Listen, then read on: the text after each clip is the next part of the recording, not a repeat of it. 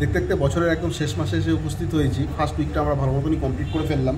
Financial achievement কতটা কি হয়েছে কার আমি জানি না, তো আমি লাগাতার চেষ্টা করে চলেছি যাতে ফিনান্সিয়াল ম্যানেজমেন্টটা ঠিকঠাক মতন সবাই করতে পারে এবং ভারতবাসীরা প্রত্যেকেই বাড়িতেই যেন একজন করে ভালো ট্রেডার হয়, এটাই হচ্ছে আমার প্রথম এবং প্রধান লক্ষ্য।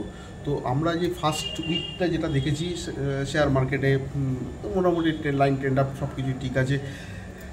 ইনফ্লেশনের মাত্রা প্রচুর পরিমাণ, মানে মুদ্রাস্ফীতির সম্বন্ধে অনেকের একটু ভীতি আছে যে মুদ্রাস্ফীতি কী, মুদ্রাস্ফীতি এগুলোর সঙ্গে রিলেটেড, এর থেকে অস্বীকার করা যাবে না। কোনো একটা সময় কোনো একটা জিনিসের দাম বা কোনো একটা পরিষেবার দাম যখন বেড়ে যায় তাকে মুদ্রাস্ফীতি বলা হয়ে যায়। দেখুন না, আপনি আগে আমরা 5 টাকা এক কাপ চা পেতাম, এখন মোটামুটি 7 টাকা 8 টাকা 10 টাকার মধ্যে এটা বিলম্ব হয়ে যায়। যে কোনো জিনিসের দাম, নিত্য প্রয়োজনীয় জিনিসপত্রের দাম বাড়ে, আমাদের ডেলিকার যে রিক্সা ভাড়া বা অটো ভাড়া সেগুলো কিন্তু এগুলো বেড়ে যায়।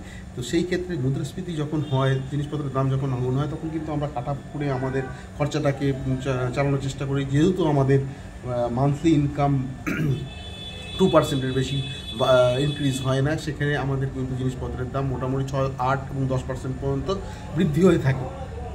তো ইনফ্লেশন কিন্তু আমাদের সবসময় পিছু করে চলে এবং একটা যে কোনো দেশের একটা ভালো অর্থনীতির ক্ষেত্রে কিন্তু ইনফ্লেশন চলবে, এটা মোটামুটি 2%, 3% পর্যন্ত সহ্য করা যায়।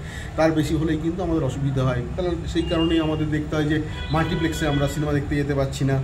স্বল্প দূরত্ব যেটা আমরা আগে অটো বা টোটো করে যেতাম, সেটা আমরা এখন হেঁটে মেকআপ করছি। এইভাবে আমরা বিভিন্ন রকম অবস্থান করে থাকি। তো আমার প্রথম কথা হচ্ছে যে ফিনান্সিয়াল গোলপোস্ট আপনি একটা তৈরি করুন। যেই গোলপোস্টে আপনি ফিনান্সিয়াল গোল করবেন, ফিনান্সিয়াল মেথড আছে এবং তার ফিনান্সিয়াল রেজাল্ট পাবেন। এতদিন তো আপনি সবার জন্য করেছেন, বলুন তো আপনি আপনার জন্য কত টাকা জমিয়েছেন? আপনি এরকম করে আঙুল দিয়ে বলুন তো আপনি আপনার জন্য কত টাকা জমিয়েছেন। Pay yourself first. আমি যে কথাটা আমি আপনাদের বারবার করে বলি, পে ইয়োর সেলফ ফার্স্ট, সেই কথাটা কিন্তু খুব ভাইটাল এই মুহূর্তে হয়ে পড়েছে এবং এই মেথডটা কিন্তু খুব সোজা। আপনি ফিনান্সিয়াল একটা গোলপোস্ট তৈরি করেছেন, গোলপোস্টটা কত দূর থেকে করবেন, কত সামনে থেকে করবেন। কেন টাইম কিন্তু রাজা প্রজা সমস্ত ভারতবাসীর জন্য কিন্তু একই টাইম দিয়েছে এবং টাইমটা খুব লিমিটেড এবং খুবই অপরিহার্য, প্রিসিয়াস টাইম, আমাদের প্রিসিয়াস। তবে আজকে থেকে যদি না আপনি শুরু করতে পারেন, সেটা কিন্তু আরও ডিলে হবে। যত ডিলে হবে ততই কম্পাউন্ডিং, পাওয়ার অফ কম্পাউন্ডিং যে ইন্টারেস্ট, সেই ইন্টারেস্ট থেকে আপনি বঞ্চিত হবেন। আপনার যে গচ্ছিত কম টাকা, সেগুলো ওয়েলথ হতে আরও বেশি সময় লাগবে। সেজন্য আজকে থেকেই আপনি টাকা জমানো শুরু করুন। খুব একটা সুন্দর প্রসেস। আজকে যদি আপনাকে বলি, মাসের 1 তারিখ থেকে আপনি 1 টাকা রাখুন, 2 তারিখ 2 টাকা রাখুন, 3 তারিখ 3 টাকা রাখুন। কোনো ডাবল করার দরকার নেই, কোনো ট্রিপল করার দরকার নেই, কারোর কথা শোনার দরকার নেই। সিম্পল এই ওয়েতে যদি আপনি জমান, দেখা যাবে 30 দিনে আমি হিসাব করে দেখেছি 465 টাকা পর্যন্ত আপনার জমে যায়। যদি 31 দিনের মাস হয় 496 টাকা, 500 টাকা। আপনাদের যদি বাড়িতে 5 জন মেম্বার থাকে বা 4 জন মেম্বার থাকে, 2000 টাকা।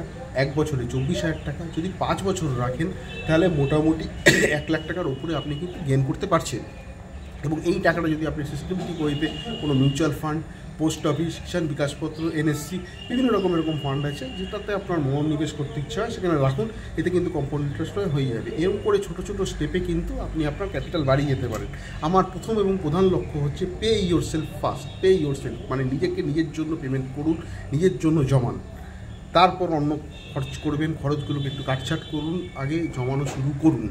ধন্যবাদ।